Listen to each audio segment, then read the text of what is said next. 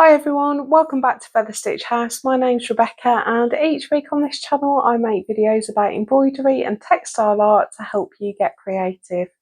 We're in week 19 of this year's Winging It project, Pick the Pots. If you haven't seen any of the other videos in this series, there is a link to the whole playlist in the end card of this video, so you can just click on that and go back to the beginning and see them all. We've had a little bit of a run on pastels recently, so I'm fingers crossed hoping for a different colour this week. Apologies for the early upload last week. I'm not sure what happened. I think it was a Facebook glitch, but hopefully this one has come out at the time you all expect. So yeah, sometimes you can't account for it. Anyway, I'm going to head into my studio and let's get picking. Here we are again, here's our pots. It's a time for another pick, so I'm going to start the stopwatch. Is it going to be pastel again? Oh dear. I swear you must have thought it was a fix last week. I promise it wasn't. Right, I'm going to let's give it a really good stir around. See if we can get something different. What are we gonna get? Oh no! No colour at all. Right, okay, so we've got white. Oh, feel some lace coming on. Let's get a shape, please be good. Isosceles triangle, well that's not very good, is it? So that is 2 equal sides and a base, but they're not all equal, so we've done an equilateral triangle. Would you believe I still have some triangles on my desk? That was the equilateral. An isosceles has these 2 sides much longer, so a long thin triangle is the shape. Oh, what's the stitch going to be? I'm trying to dig down deep to the bottom. A whipped wheel. Well, how on earth are we going to make that work? With triangles. Right, so we're going to have some circles in there, because whipped wheels come in circles. So we've got white, an isosceles triangle, and a whipped wheel. I need to have a think about this one. I'll demonstrate the stitch first. I'm not going to do it in white because you won't be able to see it. White and black are impossible to film, so I'll do it in a different colour and I'll show you how to do the stitch, and then we'll come up with something that uses these 3 prompts. I am not feeling inspired. Let's see what happens. Maybe the magic will occur. Right, I'll be back in a moment. Okay, so I'm starting with a circle and I've sectioned it out and roughly found the middle. Now, when we did woven wheel back quite early on, was it week 3? We did a woven wheel, and for a woven wheel you need an odd number of spokes, but with a whipped wheel it really doesn't matter how many spokes you have, because what we're going to create is a circle that has got ridges along these lines. So if you want more ridges, you can add in more spokes. So I've got quite a long length of thread and I've knotted it, and I'm going to start on the outside edge. It's really helpful to not have a knot in the centre. I'm going to come up on the outside edge of my circle and I want to go back down at the centre, and then I'm going to come up on the next spoke at the outside edge and go back down at the centre, up again at the outside edge and back down at the centre, and we're basically just going to stitch in all the spokes in this way. I will suddenly go very fast.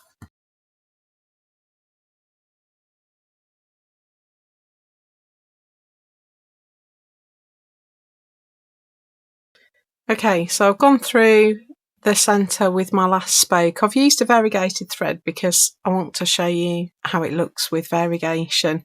They look lovely in variegated threads, so I just wanted you to see what it was like. Right, so I'm at the centre having come down here. So what I want to do is go just across that centre point and come up in a segment opposite. And the reason I've done that is if you come up in the centre, you more often than not undo this spoke. So you want to make sure that spoke stays in place. And if you just hop into another segment opposite, that really helps. Okay, so I want to shorten my thread a bit, so I'm just pulling the end down almost to the fabric so that I've got less thread to work with. It's doubled over, so I'm in this segment here. So let's call this 1 and 2, 3, 4, 5, 6, 7 and 8, and that is just to help me give instructions and you'll be able to see what I'm talking about. Right, so we're in segment 1, and the first thing we want to do is go backwards to segment 8. So we're going to put I'm using the eye end of my needle. I'm going to put the tip of the eye end of my needle in section 8, and I want to slide it underneath that spoke, and I want to slide it under the spoke at the side of segment 1. So I've gone back over 1 spoke and forward under 2, and I want to pull that quite tight, and I tend to pull it away from itself because that helps with tension. Okay, so I'm now in section 2, so I want to go back to segment 1, slide my needle under and come up in segment 3. So I'm going back over 1 and under 2 and pull through. And these early ones you want to pull quite tight into the centre. So now I'm in segment 3. So I want to go back over that spoke and under the next 2 and come out in segment 4. So back over 1 and forward under 2. So now in segment 4, I'm going to go back into segment 3 over the top and under 2 to come out in segment 5 and pull tight into the centre. So I'm in segment 5, back into segment 4, under 2 spokes to come out in segment 6. Can you see how I'm pulling my thread away from the segment I'm in to keep it nice and tight at the centre? So forward to segment 5, under, out in segment 7. Back to segment 6, under, and out in segment 8. And then back into segment 7, under, and back out in segment 1 where we began. And now we just do the same thing again and again and again. So I'm going to keep going round, and after a short while you'll start to see the effect. It's really hard to see it at first, but you don't have to go around too many times before you start seeing those ridges start to appear. You might be able to just about see it at the moment, partly because I've used a variegated thread.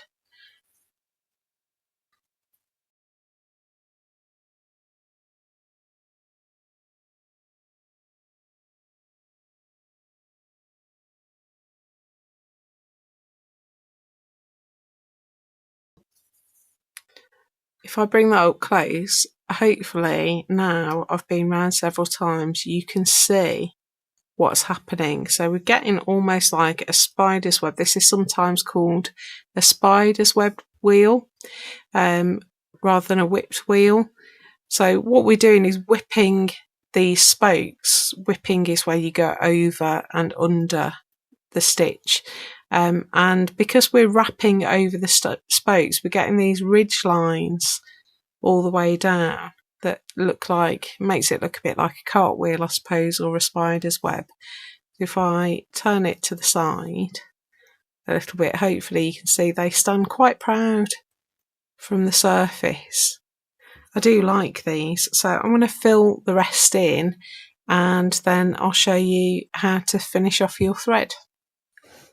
Right, I'm almost at the edge, and when you get to the outside edge it gets a lot trickier because I'm actually at the edge of my spokes here but not the edge of the circle. It won't be totally circular if you don't have loads of spokes. If you want a circle you have to do more spokes than I've done. So what I tend to do is slide my needle underneath those horizontals that I've already stitched and just catch the spoke that way, just to make sure my wheel is as full as it can be. So you do have to do a bit of wiggling. And I'm going to finish here because that takes me back to the start. Or actually, let me just do one more because I think I started.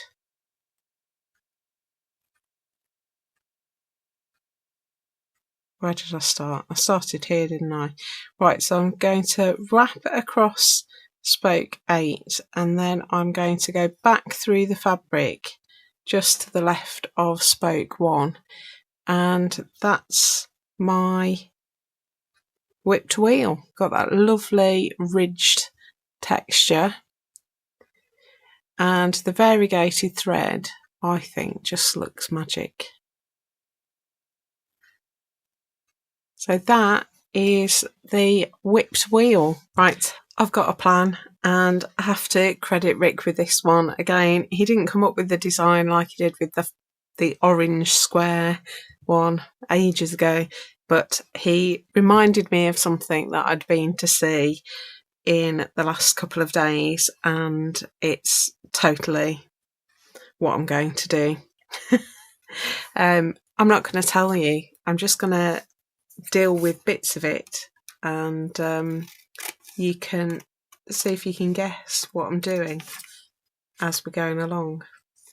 So I'm keeping my template out of shot, and let me know in the comments when you've guessed what I'm making. You can put the timestamp in if you want to.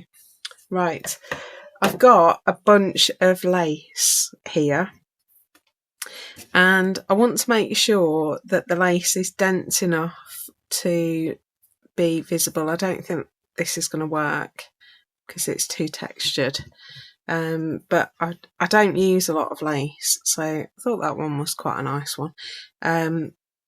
You just want, if you're going to use lace, you just want some fairly densely patterned lace. So where I can, I'm going to use some nice pattern bits. I actually like this one.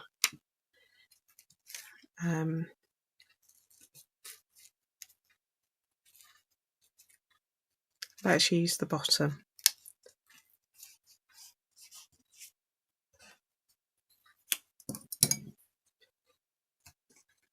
I don't think I'm going to be able to.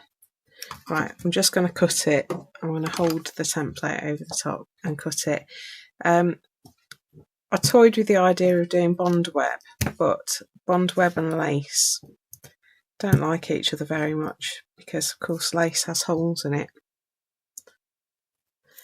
And I don't think these scissors are sharp enough. Oh, I've made a rod for my own back here. Here we go. Because lace has holes in it, the glue obviously appears on the surface and you end up with it all over the place. So I don't really like using lace and bond web together.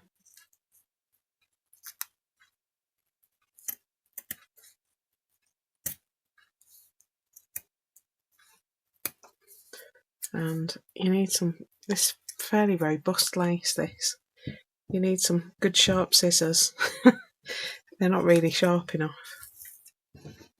Right, okay, let's get going. So I've got my fabric glue and I just want dabs of fabric glue. This, don't panic, it dries white. Just want a few dabs that are going to hold that in place. So I've got my first triangle here. It's going to be quite subtle against the white background, but you could put a darker background if you wanted to and make it all a bit more visible if you want to copy this design, but you don't have to. Right, that lace is a pain. Oh, I've also got some white on white fabric, so I think I might use a bit of that as well. Then I'm going to do a little bit off camera again. Sorry about this. It's going to be quite stylised, this one. But you could add more stitch details if you want to. I want to see if I can do it entirely white though. I will print out the template again and show you what it's like. I've doubled my fabric over here because I want to make 2 matching triangles. Now I reckon the minute I put these on, you're going to get it. Let's put... I just want to get the angle right. I'm just looking back at my little sketch. I'm going to put that there. Have you got it yet?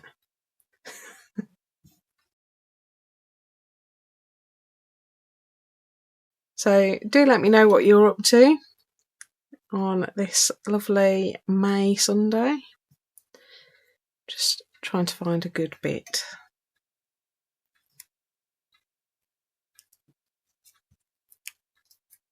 Let's get 2 of these. I'm worried that that fabric's going to look weird now if everything else is lace.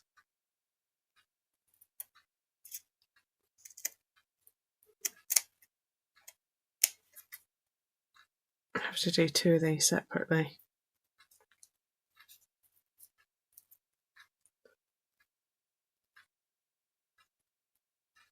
I haven't forgotten about my whipped wheel, by the way.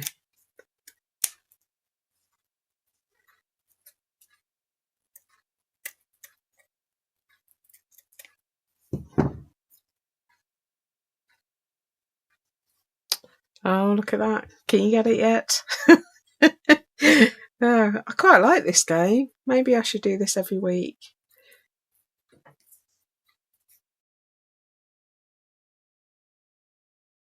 You must be able to guess now, surely.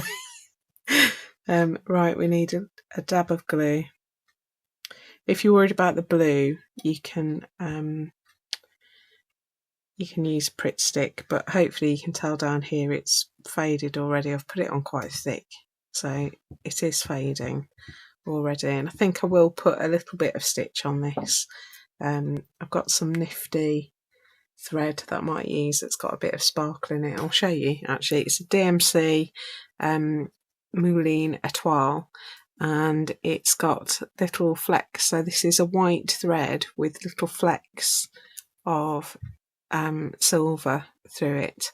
And look, it is definitely white, not silver. So I've got that. And I've got some white pearl cotton as well, so I can use that. Right, let's get another little bit of something or another, because it's so lumpy, you can't really, I feel like I want to put that up there.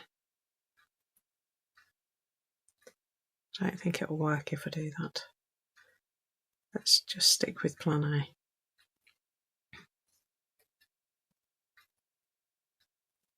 A bit like that.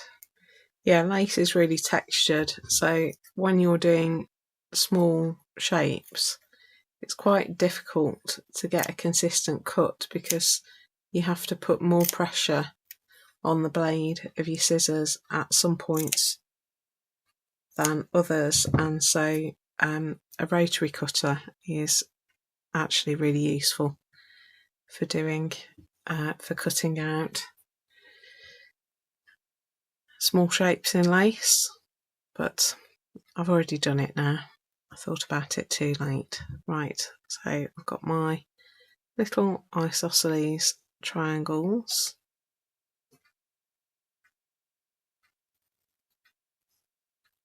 Like that. So I've got one big one in the centre and then 3 getting smaller over here. And if you haven't got it yet, maybe it's my design that's at fault. But if you haven't got it yet, I bet you'll get it when I do this next step. Let's start with this one.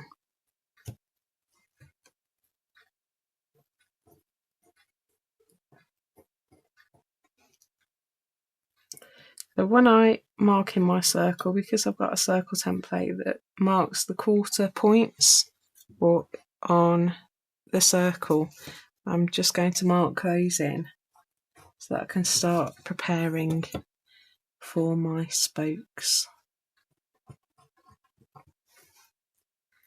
And then I think I'm going to try and do 12 spokes because I do want this to be kind of circular.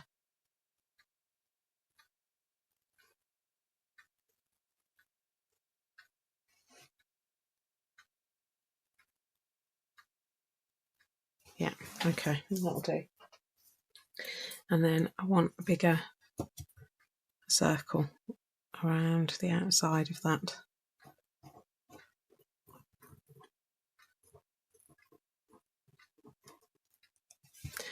Because I'm going to do a double colour whipped wheel, and I hope you don't think this is cheating. I am going to just cut the top off that triangle because I think that's going to make it very difficult to stitch.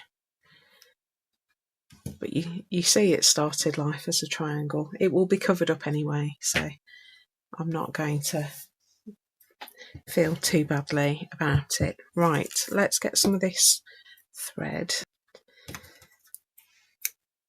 So this is quite good thread because it is divisible, even though it's kind of textured and fluffy and metallic. It does divide, and you can make it finer as well as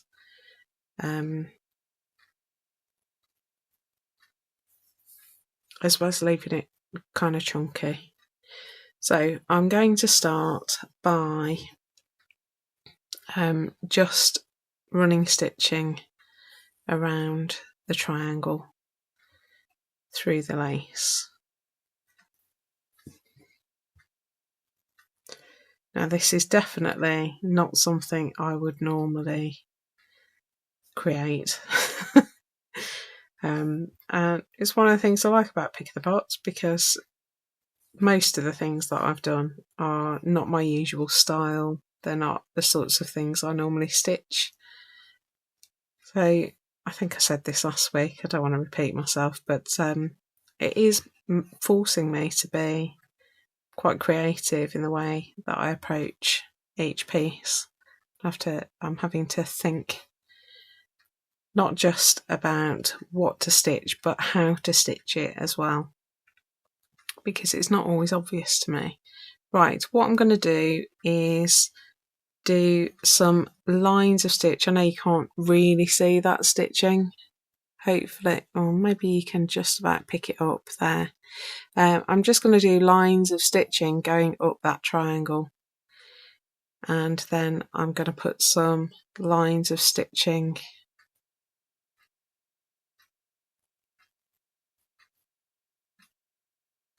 on these bits as well in a similar way. So just running stitch on this bit,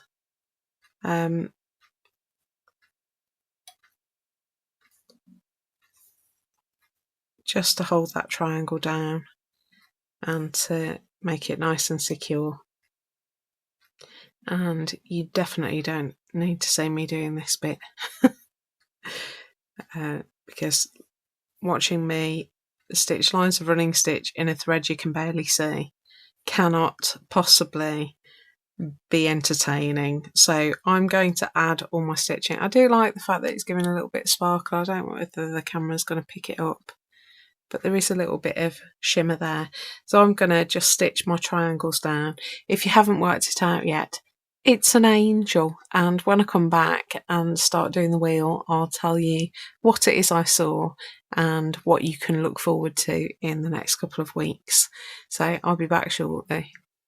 Right, okay, here we go. I am going to do my whipped wheel, and I want to extend out the spokes to that outer circle because I want to do this in 2 colours. So I'm just going to put my spokes in. So Rick reminded me that on Monday this week I went to see an exhibition at Southall Minster, which is like, I suppose it's a bit like a cathedral, not very far away from where I live.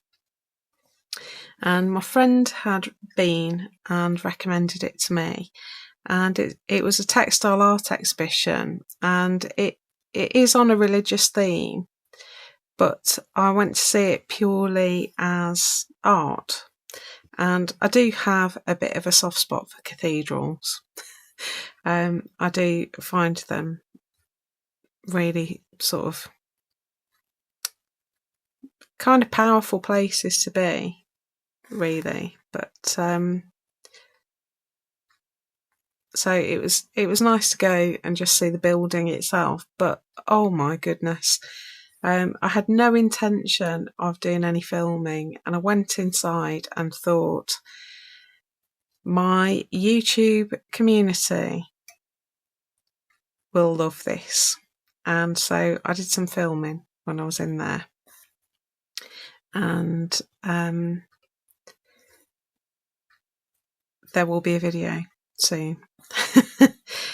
So it was, the artist's name is Jackie Parkinson, and she has spent 10 years creating the most incredible series of,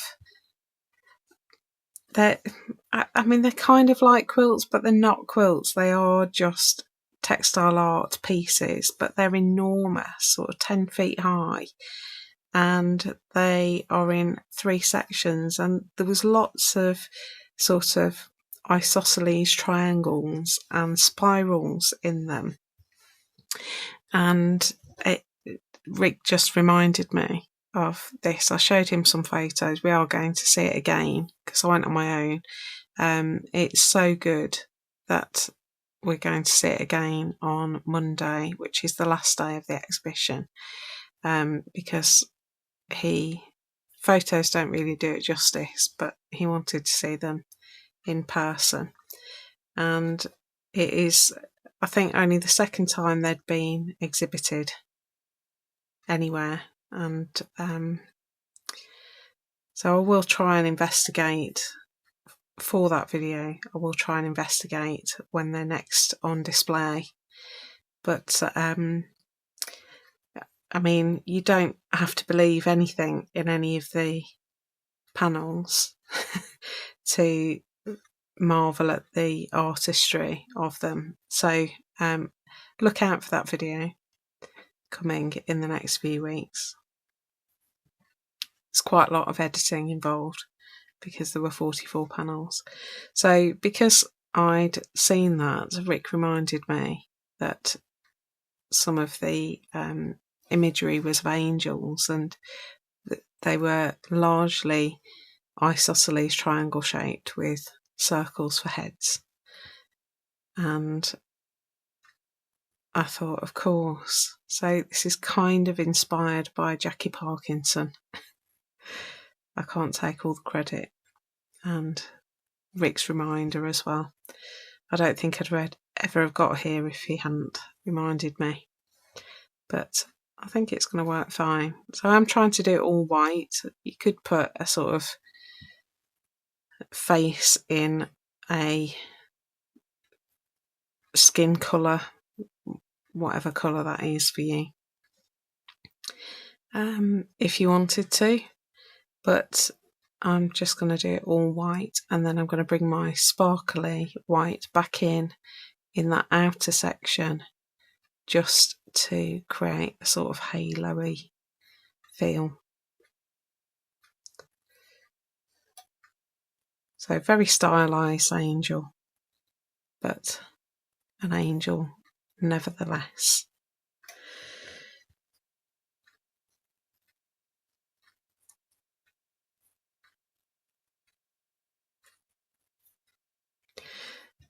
I am concerned because I cut the top off that triangle, didn't I? And I've cut too much off. I should have waited until I put the circle in, but I couldn't put the circle in without taking the top off, taking the point off the top of that triangle. So now I might have a gap, which is no good at all. So I might have to do a little bit of jiggery pokery there to fix it. I was too excited about playing the guessing game. Right, so you get the idea. I'm going to do this. When I get to the edge, I'll show you how I start my new thread to create the sparkly halo bit. It's not difficult because obviously I'm not going to work all the way around in a circle because the wings are in the way. So I'll show you how I go about dealing with that outer section, but you don't need to watch me doing a woven wheel again because you've already seen me do it. So I will be back when I'm closer to that middle circle. Right, I've got to the edge of that middle circle and I'm just looping back over the spoke and going all the way through to the back of the fabric. So I'm going to bring back in my sparkly thread. I've got 3 strands here. I'm hoping this is going to be different enough. It's got a different texture as well, so hopefully that will help.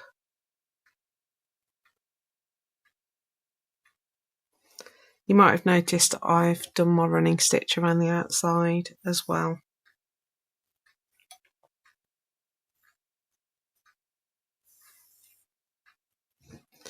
So I'm going to come up where I left off, like that, just underneath the spoke, and I'm going to go to my next spoke and carry on as if nothing happened.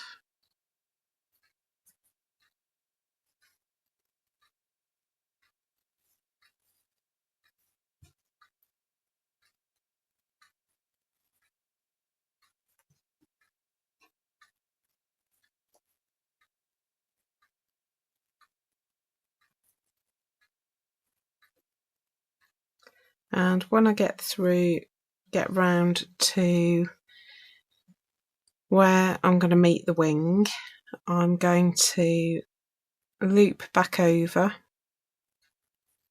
and go through the fabric. And then I'm going to hop across to the other side, come back up and go around again, and that's how I would go about making a broken circle. So you will have some trailing threads across the back. Don't pull those too tight, otherwise you're going to end up with a pucker in the middle of your design. But it's a little bit of a cheat, but it's fine. No one's going to see the back. It's going to be in a book. So I'm going to finish that off and then work out how to deal with joining the head to the body now that I've cut it off, but I'm sure I'll think of something. So I'll come back and show you what I've done. Right, here we go. I'll bring it up close because white is difficult to film. There's my little white angel made from isosceles triangles. So I've got one for the body and then 3 for each wing. And my little whipped wheel, I dealt with the missing bit of the triangle by just putting some straight stitches to reform the point. It's a little bit like a ruff, I suppose, around the neck of the angel, so a little bit cheaty, but I had to do something to cover up a stupid mistake. I really like that white sparkle thread. I think it just lifts it a little bit because white on white, bit flat, but that's pick of the pots for you. So here we go. That's last week's. Oh, just love it so much. Right, let's get this stuck into our book. So, bit of glue. I have no idea what date it is because I'm doing this a fair way in advance. Right, it's the 11th of the 5th, 25. And our prompts were white,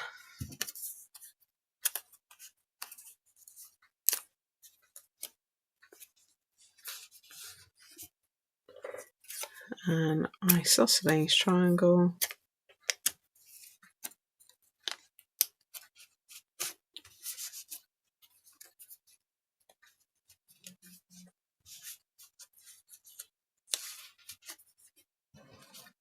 and a whipped wheel. So that's our 3 prompts. And we made a little angel. There we go. So I hope you've enjoyed that. Quite a simple one, but I think it works. I think it works okay. I'm just hoping that you can see it. Just trying to prop up the book so that there's enough contrast on the page. I've tipped it forward a little bit so you get a few shadows so that you can actually see it. Right, there's our little angel. Thank you so much for watching. Really looking forward to your versions of these pics.